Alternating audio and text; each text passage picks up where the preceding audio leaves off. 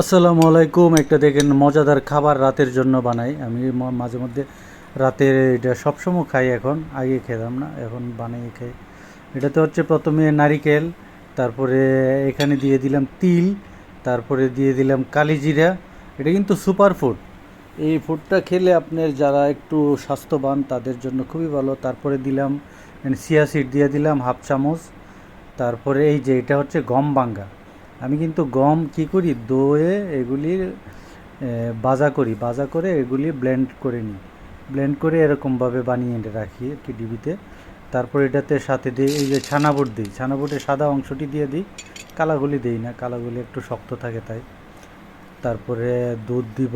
তারপরে আপনারা আম তো সবসময় পাওয়া যায় না, আমি আম কেটে রেখে দিয়েছিলাম ফ্রিজে।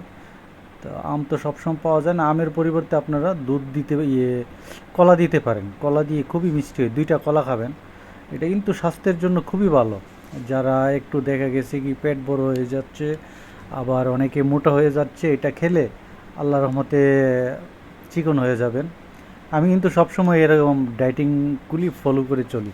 তো আমার স্বাস্থ্যটা এখন ভালো আছে। সবার জন্য ভালোবাসা রইল। আল্লাহ হাফেজ।